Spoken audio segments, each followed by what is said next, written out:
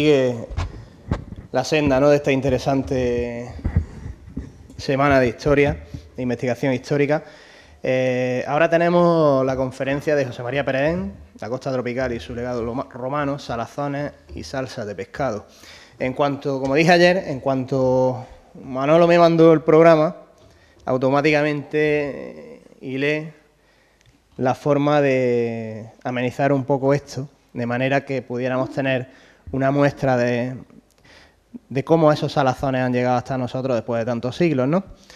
Y llamé por teléfono a nuestro querido amigo y chef Iván Mateo, que está aquí al lado, escondido, que va a tomar la palabra ahora un par de minutos para explicarnos qué ha traído. Entonces nos ha traído para que degustemos una tapilla de salazones. Y mientras está la conferencia, la va a terminar. Así que, Iván, si quieres sentarte aquí y nos explicas qué nos has traído. Bueno, muchas gracias. Para mí es un placer, sobre todo hacer aquí cosas en mi tierra, en Motril. Y bueno, seré breve. En este caso he traído un par de degustaciones con el tema de la salazón. Sobre todo yo soy partidario de utilizar mucho producto marino y de huerta, ya que es lo que más prima aquí en la costa tropical. Sí es cierto que al final tenemos carne. Mucha gente me dice, oye Iván, también tenemos el choto, tenemos la cabra murciano-granadina, tenemos en el norte de Granada el cordero segureño, la vaca pajuna. Pero sí es cierto que si tenemos que mirar hacia adentro, hacia lo que tenemos aquí, ¿qué es lo que más prima, lo que más tenemos? Mar y huerta. Entonces, en este caso, hoy aprovechando también la conferencia que va del tema de las salazones, he utilizado dos productos marinos, que seguramente conoceréis todos. Uno de ellos es el boquerón y el otro el jurel. En este caso, con el boquerón, mediante el proceso de la salazón, nosotros en este caso lo que hacemos, limpiamos muy bien los boquerones, los blanqueamos y luego, cuando hablamos de salazón, salar. En este caso lo dejamos por unas 72 horas en sal, luego lo limpiamos bien y ya del boquerón lo hemos convertido en anchoa. En este caso con esa anchoa y luego con una nata de un 38% de materia grasa, lo que hacemos, la pasamos de vuelta, la cortamos, separamos la grasa del suero y con ello hacemos una mantequilla casera. Trituramos lo que es esa grasa con esa anchoa que hemos realizado con nuestros boquerones y tenemos una mantequilla de anchoa. Lo he puesto como una especie de blister, de galletita crujiente, para que sea más cómoda y de que en un par de bocaditos la podáis probar. Ya veréis qué toquecillo. Y luego con el tema del jurel hemos hecho lo mismo. Lo hemos limpiado y en este caso lo hemos tenido por 12 horas en salmuera. Después lo que voy a hacer ahora mismo, después de esa salmuera, para darle un toquecito más a brasa, a humo, en este caso la vamos a soasar. Cuando decimos soasar es simplemente pasarle calor directo con una llama. En este caso me traigo un soplete. Y para luego darle también ese toquecito más de brasa, vaya acompañado de una emulsión de humo. Y en la base, para que podáis cogerlo bien, tiene un crujiente de alga. O sea, todo producto marino. Podéis empezar por el que más os guste. Cerramos el día de hoy con la conferencia de José María Peregén, que es profesor motrileño de Historia, director del IE del Instituto Julio Rodríguez, historiador, arqueólogo, incansable investigador de nuestra historia antigua de la costa. Tiene algunos artículos, cito algunas de sus obras: Arqueología y minería antigua en Sierra de Lújar, de nuevo sobre el Maraute en la Cañada de Vargas, Torrenueva, Granada, y el estuario del Guadalfeo en época romana, la trastienda del negocio sesitano, comercio y vía de comunicación romana en la costa granadina, una aproximación histórica y arqueológica, las ánforas, envases comerciales en la antigüedad romana, breves notas sobre su presencia en la costa granadina, y también un artículo que es también importante, aunque parece que no es de historia, pero también los peces escómbridos y conservas antiguas en la costa tropical. autor de este libro, La costa tropical y sus legados romanos, un recurso turístico y pesquero.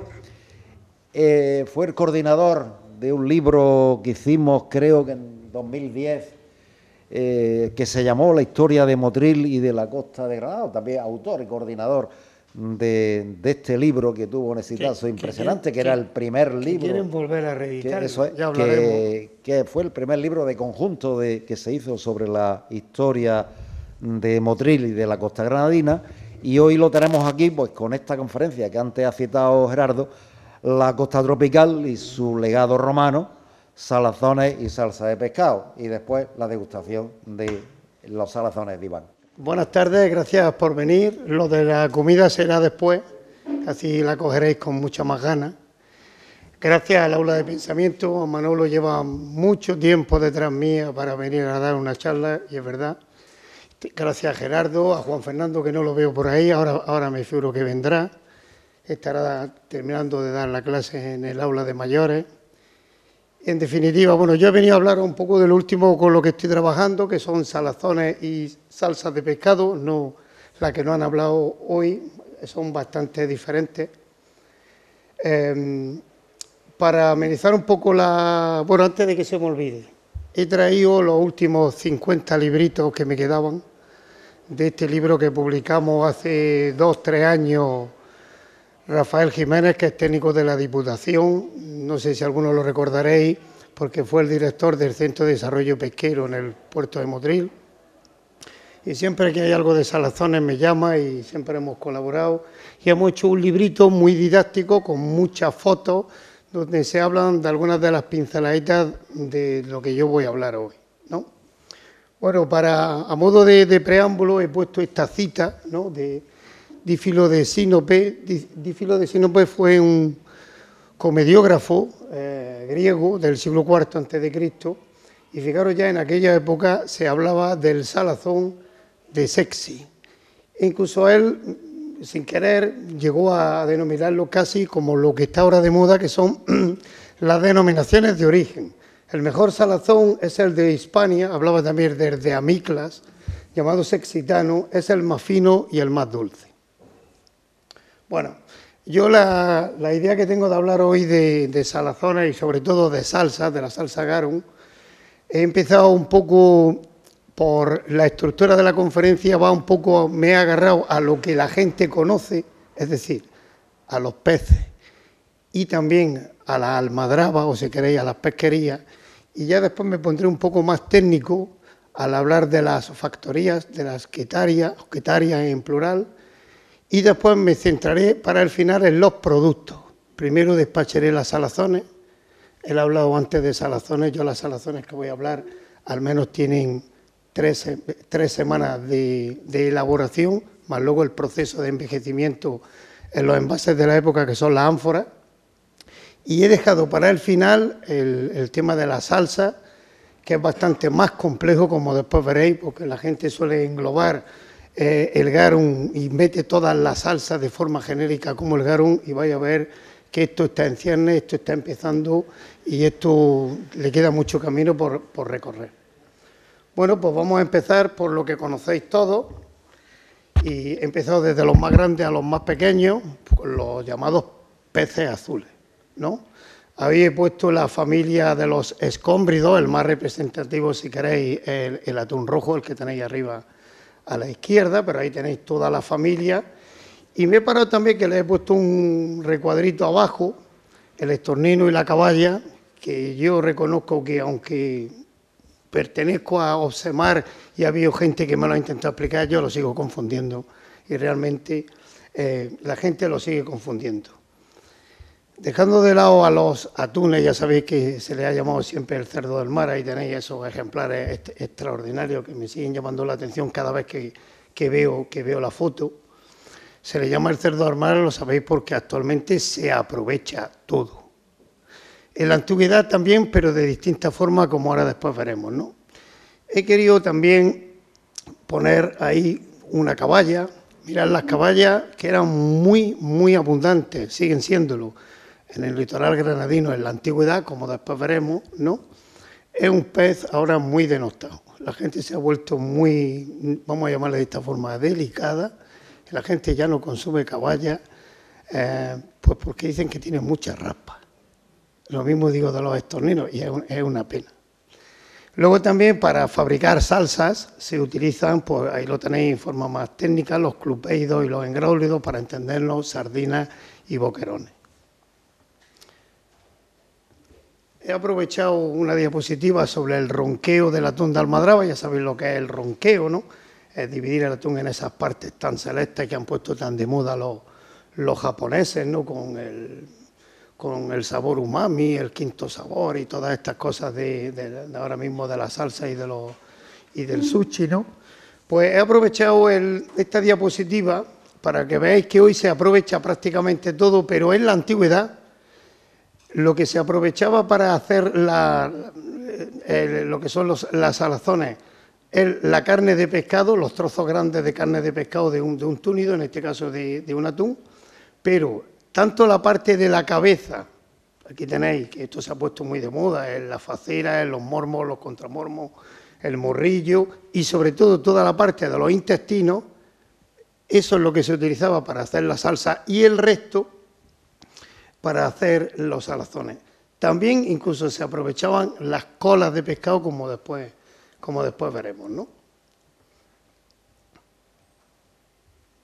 Bueno, me meto ya un poco en faena. Me voy metiendo en el tema. Obviamente, cómo le llamamos hoy a los peces no tiene nada que ver cómo le llamaban los antiguos latinos, ¿no? Ahí he puesto simplemente algunos datos y después me voy a ir a los rótulos pintados que tenéis abajo en dos detalles de dos ánforas, bueno, en la parte del cuello y en la parte del inicio de la panza, ¿no? Si os fijáis, en esta primera denominación, los cord, que es simplemente un prefijo que viene de cordila, ¿no? O los cod, que viene de codae, los cordila se refiere a atunes jóvenes, alevines de atún. Pero si aparece la palabra cod, ahora después iré con esta, porque significa distinto si la tengo en cuenta o no la tengo en cuenta, significa colas de peces. En las fuentes antiguas también aparecen referencias del Colias exitanus, que hacían referencia a las caballas, incluso a los lagartos de mar, a los laquerti, que sin duda también se refería a las caballas. Entonces, cuando veamos alguna denominación como esta de aquí sobre garum hecho en Almuñécar, según el rótulo pintado, seguramente es un garum de caballa, muy abundante en la antigüedad. Bueno, a partir de más o menos de los Flavios, ¿no? En el siglo I después de Cristo, más o menos se estructuran o comienza una estructuración en cuanto a los titulipistis, los rótulos pintados de las ánforas. Estos titulipistis se hacían con una tinta indeleble, incluso aunque el barco se hundiera y estuviese en el mar tiempo, si tenemos suerte de que lo cubría pronto la arena o ánforas que cubrían a otras, o incluso una pradera de Posidonia, muchos de ellos se podían conservar. ¿Cómo son estos dos detalles que no están en el Museo de Almería? El de la izquierda creo que ya sí lo han puesto, la última vez que estuve estaba puesto, el de la derecha no. Y se refiere a Santos Titulipisti del Pecio Gandolfo. El Pecio Gandolfo apareció muy saqueado, muy expoliado, porque estaba prácticamente en la costa, ahí cerquita de El Ejido, en la punta de Entina Sabinar. Entonces todavía se llama así por una familia de fareros que lo descubrió y fue la que dio parte y se pudo excavar y recuperar muchas cosas. Y entre otras cosas, más que los envases en sí, que son ánforas de salazones. Esta, por ejemplo, se pudo hacer perfectamente aquí en la costa de Granada, porque es el cuello de una Dressel 14, que es la ánfora más representativa en toda la costa. Vamos a fijarnos un poco en las denominaciones. Si os fijáis un poquito, os pido que le echéis un poquillo de imaginación. Aquí se ve la C, pone cod, ¿no? Después pone port, leaks, y se ve al final, esta se lo vais a ver, que dice bet, es decir, en la primera línea del producto, de la primera línea siempre nos habla de qué producto lleva. En este caso, si yo lo tengo en cuenta como cod, es un garum o un salazón hecho de cola de peces.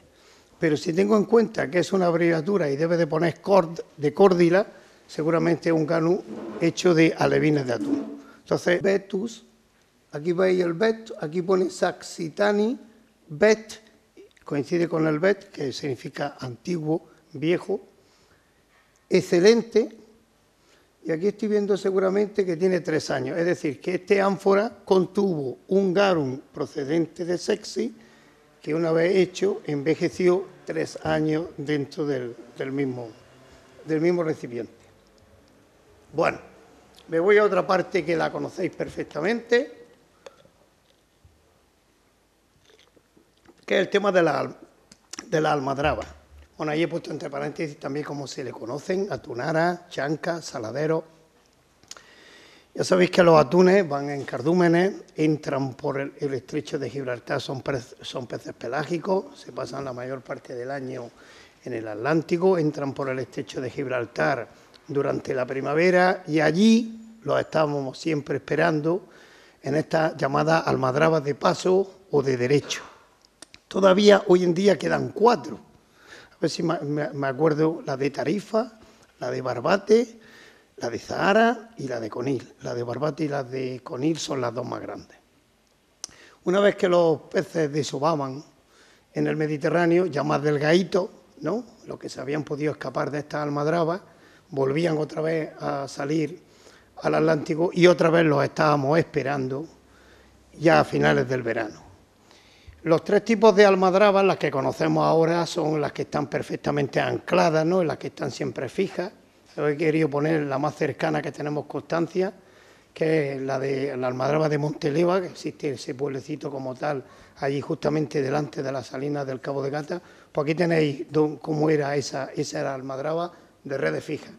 En época romana se utilizaba esta que tenéis aquí, que era de vista y tiro. Es decir, dicho de otra forma, cuando alguien en una torre de observación observaba que venían los cardúmenes de atunes, daba el toque a los barcos que estaban esperando, aquí los estáis viendo, aquí viene el cardumen y el barco ya los está esperando, y los rodeaba y luego desde la costa tiraban de las redes. Por tanto, las capturas había que hacerlo varias veces, pero eran mucho menores.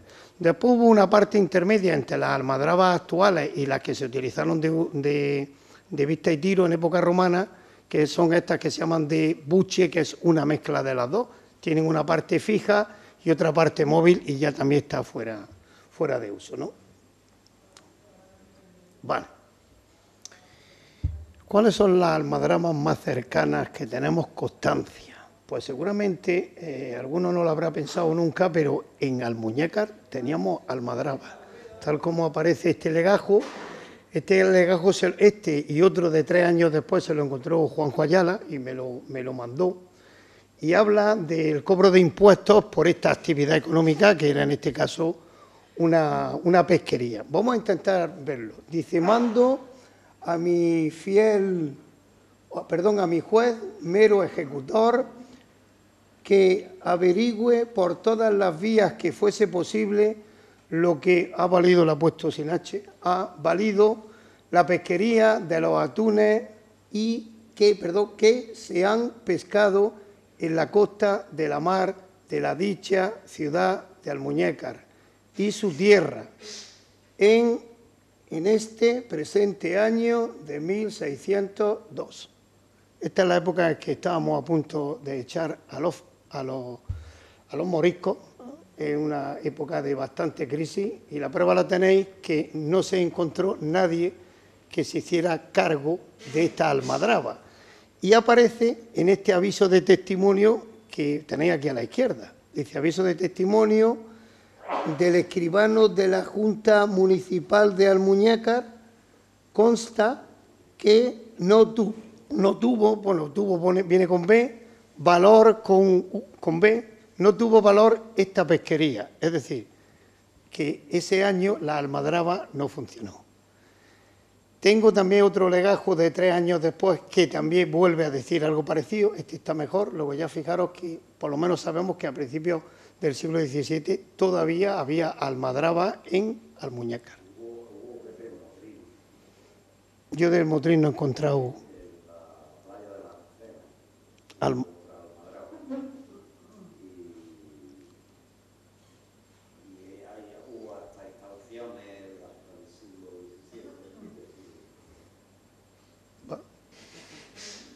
Es señal de que había atunes y había buena pesca.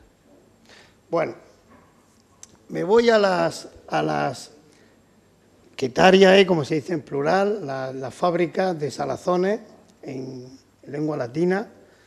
He aprovechado antes, se lo he dicho al autor de la conferencia actual, que iba a poner un gráfico de Hofnagel, del Civitate Orbis Terrarum, y ahí tenéis, bueno, es una representación un tanto idealizada, un tanto romanticona, ¿no?, de cómo era esa fábrica de atunes, en este caso de Conil, ¿no?, como se ve aquí, ¿no?, y lo dice también por aquí. Bueno, he aprovechado también un célebre libro que habla de todo este tema, también, como estáis viendo, del aceite de oliva, de Michael Ponce, ya antiguo, pero creo que es bastante elocuente. Dice: el pescado entraba en la fábrica, ahora después veremos la fábrica, a una sala de preparación donde se le quitaban las aletas, la cabeza, las tripas, la lechaza y las huevas, así como su sangre, o como la sangre. Era cortado en trozos cúbicos y lacerado para que la sal penetrase bien. Después era apilado en grandes depósitos de cemento a ras de tierra para ser salado. Después veremos algunos de ellos. Se extendían sucesivamente pedazos de pescado y capas de sal en igual proporción, dejándolo una veintena de días antes de dar por terminada la salazón. Después se envasaría y las ánforas podían conservarlo el tiempo que fuese necesario. La maceración de los despojos, es decir, todo lo que no se había utilizado, servía para la fabricación del garum, es decir, de esa salsa, en pilas más pequeñas. Las producciones se metían en ánforas en espera de su comercialización. Bueno, hoy he querido poner esta quetaria, esta factoría de salazones que está cerca de Tánger, porque está muy bien conservada. Es la mejor conservada. Es pequeñita, como después veremos un poco la historia de las producciones, veremos un poco, tampoco era muy grande, pero fijaros, es un libro abierto realmente el mapa, ¿no? Aquí tenéis la entrada de la Almadraba. Lo que más destaca, obviamente, es la zona de pileta, de salazón. Fijaros que hay algunas más grandes y otras más pequeñas. Tradicionalmente siempre se ha pensado que las grandes correspondían a la fabricación de salazones y las pequeñas a la fabricación de garum. Últimamente, después de lo que ha salido en Bolonia, parece ser que no es así. Se utilizaban indistintamente según se iban quedando libres. ¿De acuerdo? Bueno, tenemos esta sala que es la que más destaca en cuanto a las piletas de salazones. Hay una sala de despiece, si os dais cuenta tiene como dos muros, encima de ellos se ponían los tableros y encima se podían trabajar y despiezar los atunes, por ejemplo. Tienen también, fijaros, almacenes enormes para guardar las ánforas, tanto vacías como secas, como llenas. Y llama la atención dos cositas. La primera, el tinoscopeium, que se dice así en griego, es torre de vigía de los atunes. Seguramente esta factoría debía de tener otra aquí, pero no se ha conservado. Pues desde aquí el vigilante anunciaba a los barcos, está muy cerquita de la costa esta factoría, y era la que avisaba a los barcos de que estaban empezando a pasar los atunes. Y luego también, que es un poco la controversia que tiene esta factoría, que tiene aquí un pequeño horno y se cree que era para hacer el garum lo más rápido posible. El garum se necesita mucho calor para fabricarlo, para producirlo. Normalmente se hacía a la luz del sol, pero para poder hacer mayor cantidad, piensa Ponsic que este horno seguramente sería para eso. Es que no tiene otra explicación. No tiene otra explicación. Está claro que la almadraba que se utilizaba o estaba anexa a esta factoría era una almadraba, la que hemos visto antes, ¿no?, de vista y tiro. Es decir, desde la torre se llamaba a los barcos y los barcos salían a intentar interceptar los cardúmenes de atunes y luego los sacaban a tierra, ¿no? Bueno, el tema de las piletas, estaréis hartos de verlas. Si habéis estado alguna vez en el Parque del Majuelo, en ese trocito que hay a la luz es espectacular. Pero fijaros, las piletas son cuadrangulares y están todas recubiertas, se ven aquí, ¿no? Se ve perfectamente, de este mortero impermeabilizador romano con trocitos de cerámica que recibe esa denominación técnica de opus igninum. Es si queréis, pues cuando hacemos algún tipo de cata y aparece opus igninum, ya sabemos que tiene que ver con algo, o bien con esto, o como ahora después veremos, con algún estanque o con un castellum aquae, con algún aljibe. Si os dais cuenta, en esta se ve perfectamente, y por eso lo he traído. Estas piletas, estas cubetas, tienen una moldura de 1/4 de esfera, tanto abajo como en los lados, para soportar los kilos y kilos de pescado y de sal que se les solían echar, porque si no se resquebrajarían. Y luego además esta de Bolonia, de Baelo Claudia, tiene esta poceta en el fondo que servía para la limpieza. Las que hay por lo menos las que yo me he fijado, las que hay en Almuñécar, no es así, ¿no? Si os fijáis, está aprovechado todo el terreno posible para producir. Esta foto está sacada justamente a los pies de la colina. Si yo alzara la vista en esta foto, encima tendría el castillo. Entonces estáis viendo que las piletas llegaban justo a los pies del castillo. Después hablaremos un poquito también de eso. Ya he comentado lo del tema de las piletas grandes y las piletas pequeñas, no lo voy a volver a repetir. Siempre, incluso antes, si os habéis fijado en el texto, no lo voy a echar para atrás, Ponsic habla de que las piletas pequeñas eran para garum, las piletas grandes eran para salazones, y parece ser que no es así. Bueno, esto es un trabajo que hicieron dos profesores franceses, Etienne y Mayet, profesor y profesora. Etienne ya murió hace algunos años, y se dedicaron, tienen una trilogía de libros, están en francés, con tapa dura, como se hacían antiguamente los libros. Es un libro de, fijaros, que es relativamente reciente, del año 2002. Uno está dedicado al aceite, otro está dedicado al vino y otro está dedicado a las salazones. Bueno, y una de las clasificaciones que hacen de estas factorías, de estas producciones, pues ahí tenéis en color rojo la de Almuñécar, y en color azul pues otras grandes factorías. Para hacer una idea, esta pequeñita que os he enseñado antes de Tánger de Cota, pues podía producir 258 metros cúbicos. Luego estuvieron allí y pudieron medir las piletas. En el libro hablan que en Almuñécar no los dejaron entrar a la factoría y no pudieron medirla. Yo me voy a callar la opinión que tengo sobre eso, y tuvieron que hacerlo desde la valla, un poco a ojo. Bajo mi punto de vista me parece vergonzoso. Hacer un poco la idea de qué años son y quién era el arqueólogo municipal de Almuñécar. Sobre por qué he puesto esta clasificación. Fijaros, esta es la península de Troya. No sé si alguno, yo hace unos años martiricé a mi familia y los llevé allí. Es una zona, es una lengua de tierra que se mete en la desembocadura del río Sado, delante de Setúbal. Y allí los romanos, y en otra pequeña peninsulita que hay al lado, la llenaron de factorías. Y fijaros que solamente hay excavada una poquita, está entero lleno de factorías.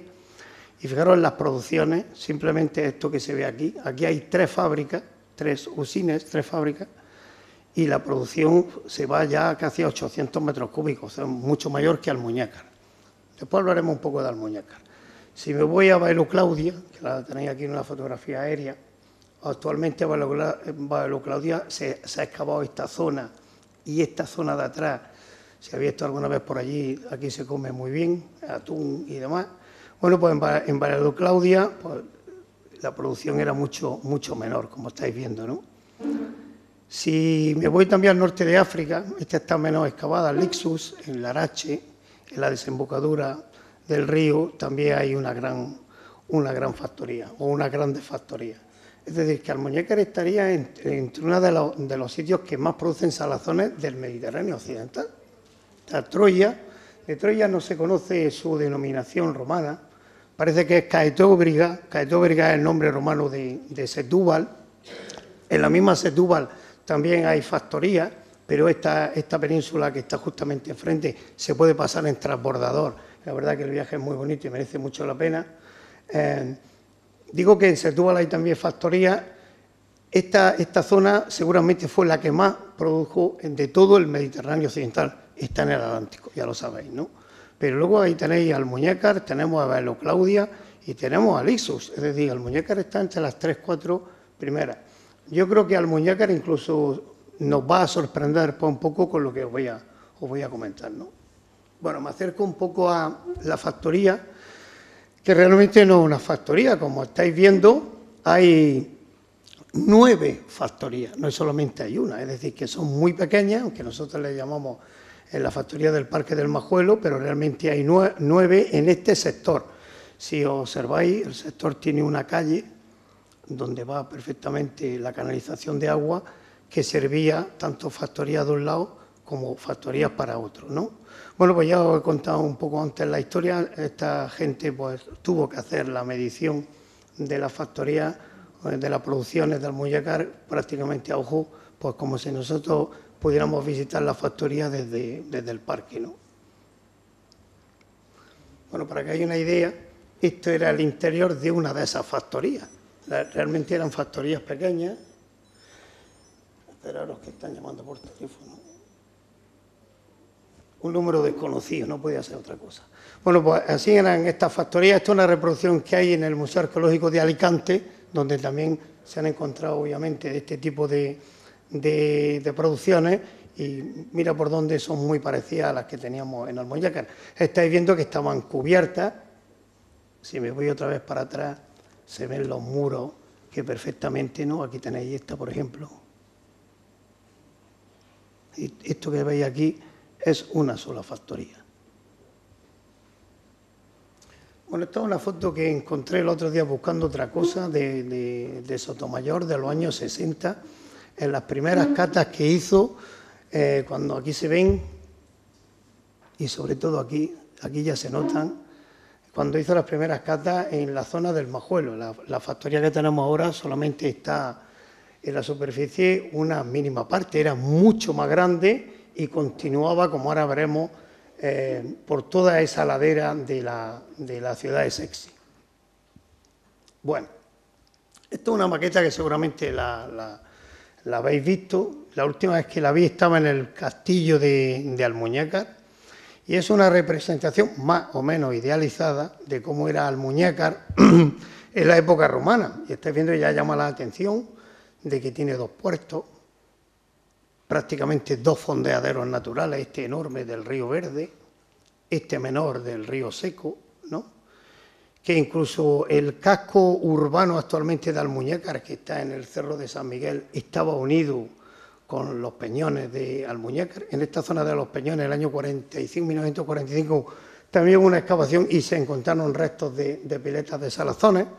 Y yo me voy a acercar un poco,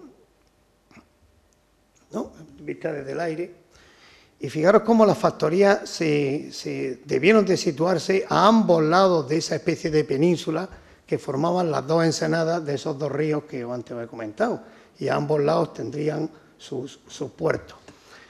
De lo que tenemos hoy en día del Majuelo es una mínima parte. Realmente ocupaba todo el sector de poniente de Almuñécar. Aquí hay una calle que se llama Avenida Europa,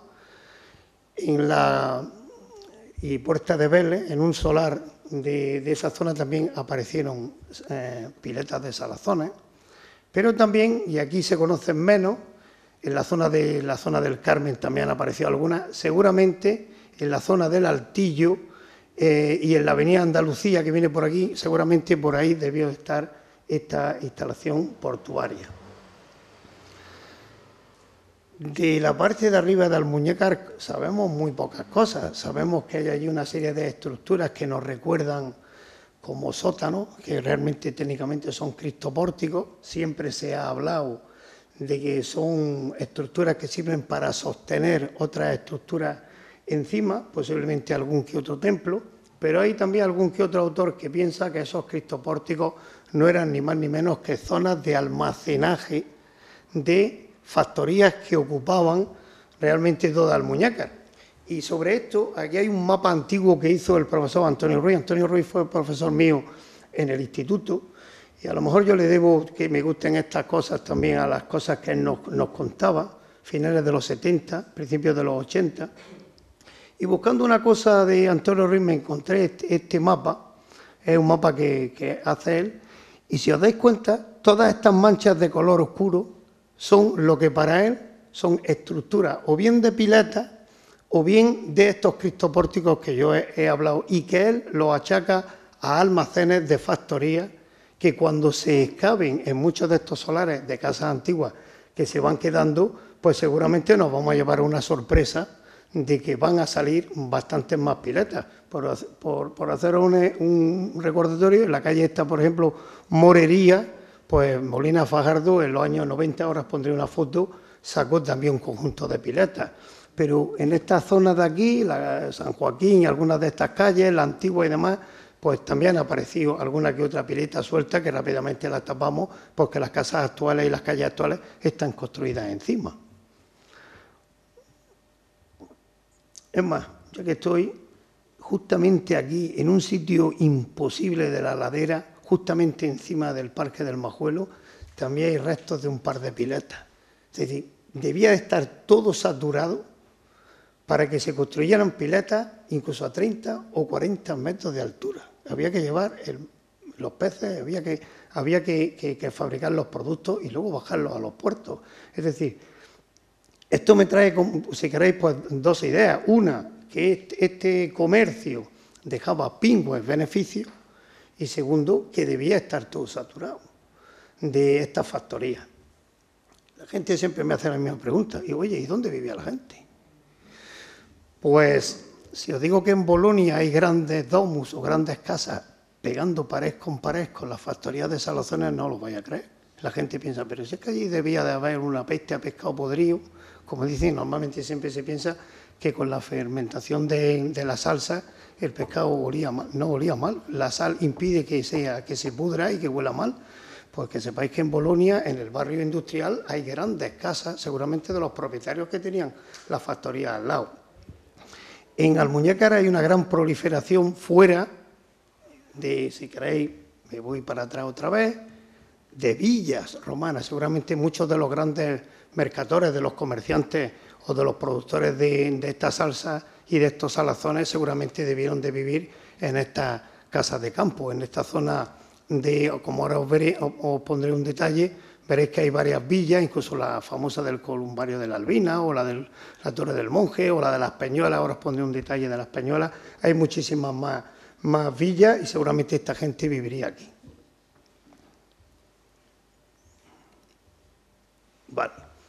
Si vamos de Almuñécar hacia Gete, aquí tenéis la carretera, pues en esta zona, se ve mejor si me pongo delante, están los restos de lo que parece ser un estanque, pero yo lo veo bastante vasto porque está construido con pizarra y sobre todo conserva lo típico de las piletas de salazones, de ese cuarto de esfera en la esquina. Podría ser alguna que otra pileta que seguramente estaba a orilla de esa ensenada del río que formaba el río Verde en la antigüedad.